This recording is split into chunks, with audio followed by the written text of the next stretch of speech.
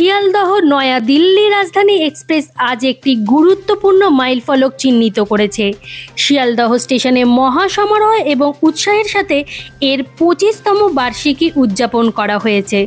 2000 সালের এই দিনে এই মর্যাদাপূর্ণ ট্রেনের প্রথম যাত্রা শুরু হয়েছিল, যা কলকাতার প্রাণবন্ত শহরকে দেশের রাজধানী নয়া দিল্লির সাথে সংযুক্ত করেছিল।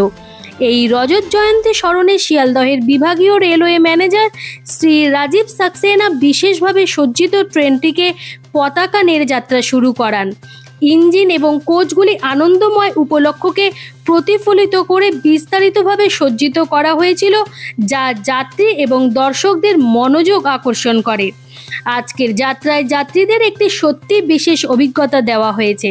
একটি অনন্য বৈশিষ্ট্য হিসেবে রাতের খাবারের মেনুতে ঐতিহ্যবাহী জিআই ট্যাগপ্রাপ্ত কলকাতার রসগোল্লা অন্তর্ভুক্ত ছিল, যা উদযাপনে একটি মিষ্টি এবং খাঁটি ছোঁয়া যোগ করে। উপরন্তু সমস্ত যাত্রীকে তাজা গোলাপের কুড়ি দিয়ে উষ্ণ অভ্যর্থনা জানানো হয়েছিল, যা রাজধানী এক্সপ্রেসের দীর্ঘস্থায়ী নমনীয়তা এবং আতিথেয়তার প্রতীক। এই ট্রেনের প্রথম এসি কোচ H1 ব্রিটিশ শাসন এবং কলকাতা ও দিল্লির উন্নয়নের ইতিহাসকে সুন্দর স্কেচ এবং এর সাথে জড়িত ইতিহাস দিয়ে চিত্রিত করেছে।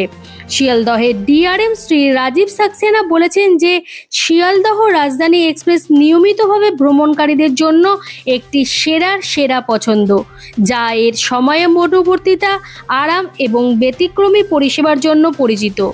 এই 25তম বার্ষিকী উদযাপন শুধুমাত্র এক শতাব্দীর এক চতুর্থাংশ নিবেদিত সেবাকে চিহ্নিত করেনি, বরং বিশ্বমানের ভ্রমণ অভিজ্ঞতা প্রদানের জন্য শিয়ালদহ বিভাগের প্রতিশ্রুতিরও পুনরাবৃত্তি করেছে।